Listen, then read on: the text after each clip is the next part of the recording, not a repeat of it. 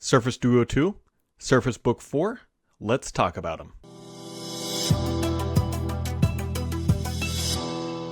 One of the most frequent questions I get on my podcast that I do every single Friday is, Brad, when is the Surface Duo 2 coming? And more importantly, is it going to look any different? Well, we've got our first official, and by official I mean unofficial, but it's a leak of the Surface Duo 2, and I'm not going to belabor the point. Let's just dive into the news, shall we? So this is the Surface Duo 2. Now this is in its clamshell format where here it's partially closed, but you can see that very large what appears to be a triple camera setup, which is a significant improvement over the current Surface Duo, whose camera could only be described as a 2012 webcam. Now, this triple camera setup looks pretty good, and there's actually multiple shots here.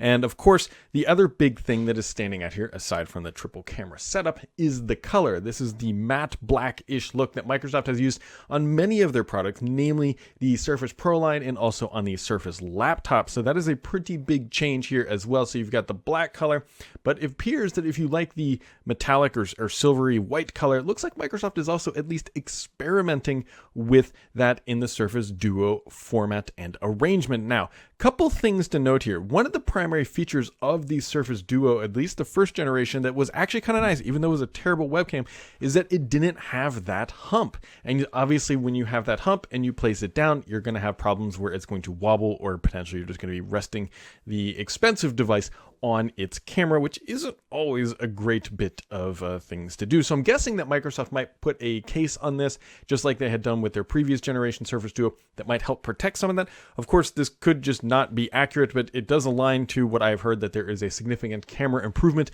over the previous generation, which, again, not to be too hard to do that. So knowing this, there's a couple other things that I have heard. I've heard it's going to be using the latest Snapdragon chip, which might be the 888. So keep in mind that Microsoft might be actually significantly bumping the specs. I believe 5G is on the agenda, and of course the camera bump improvements there are all going to be coming. I would expect, though, roughly the same price. Microsoft isn't going to be changing the price too much, at least from my understandings, although pricing and availability can obviously change at the last minute, but just keep in mind that pricing might be updated as we go through that. So moving on here to what is going to be potentially the Surface Book 4. Now, if you have listened to my podcast and everything I ramble on this YouTube channel for a long time, I have mentioned several times that I expected the Surface Book 4, and I put 4 in quotations, to change potentially form factor. Right now, you have this device that is right in front of me where the screen right here actually detaches, right? This whole screen comes off. That's sort of the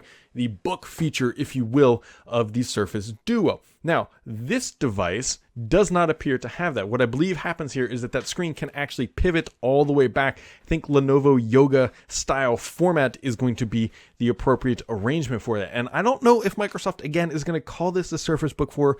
Well, I believe it is being developed by the same team that built the Book 3, 2, and 1.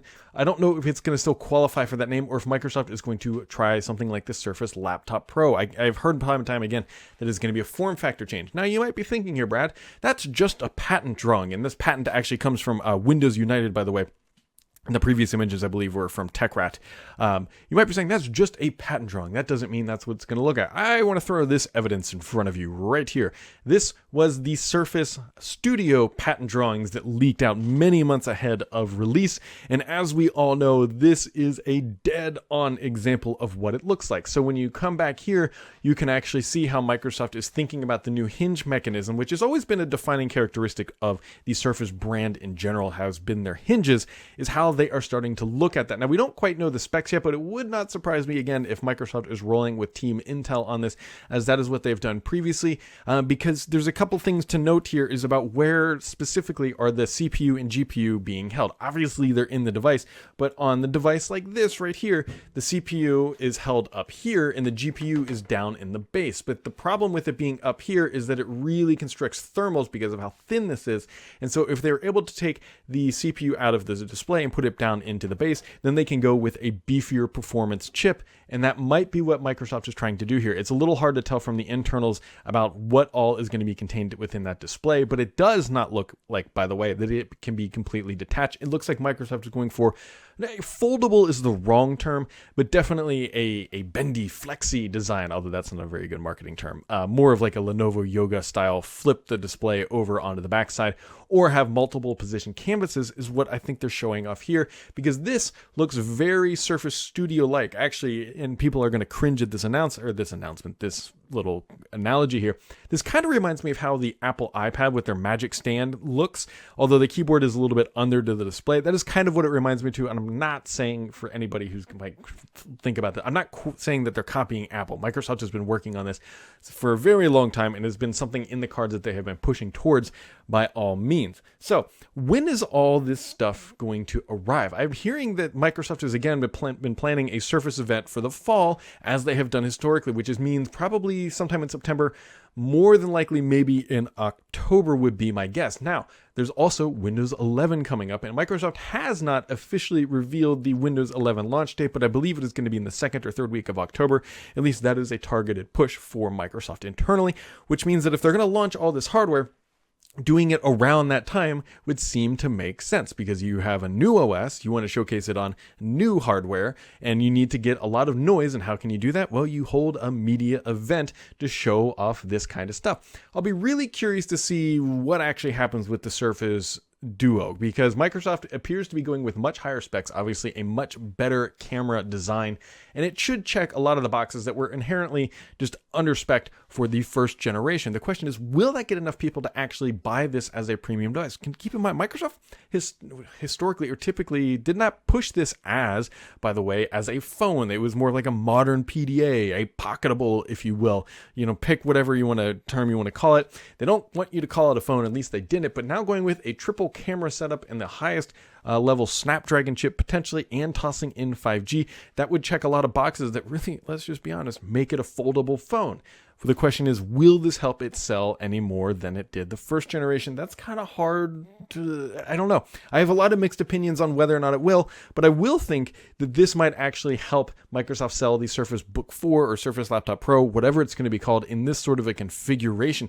Because in my usage of the Surface Book over many, many, many years, and I've been using it ever since the Surface Book 1, it's a great device, but the number of times that I've meaningfully had to take the display off and use it in that way is probably like 10 to 15 times at most, where I'm doing some doodling or some sketching, or typically when we're doing design reviews on the websites, I would pop it off because that makes it easier to sketch. But I think having it attached like this actually is going to be a better arrangement and a better product at the end of the day. Microsoft didn't do a whole lot of innovation or changes from the Surface Book 1 to Surface Book 3. Yes, there were some changes to some structural things to make them more reliable, and there were also some software changes, but mechanically it was roughly the same thing through each generation. Yes, they increased the size a little bit, but again, the form factor did not change all that much. So there you go, guys. There's the first look at the Surface Duo 2, at least the unofficial look. We can roll through that again. We've got the patent images for what will likely be the next generation Surface Book, and the fact that they're all likely coming this fall. At least Microsoft is pushing towards that. Of course, there's other devices that are not included, such as the refreshed Surface Pro 8, which should be launching around this same time. So a lot on the Microsoft agenda here coming up for the fall. We've got a new OS, we've got new PDA mobile phone thing, we've got a new laptop, we've got a new Surface Pro, and a lot going on. So if you want to stay updated to everything that's happening in the world of Microsoft, make sure to keep it subscribed here, because the only BS on this channel is me.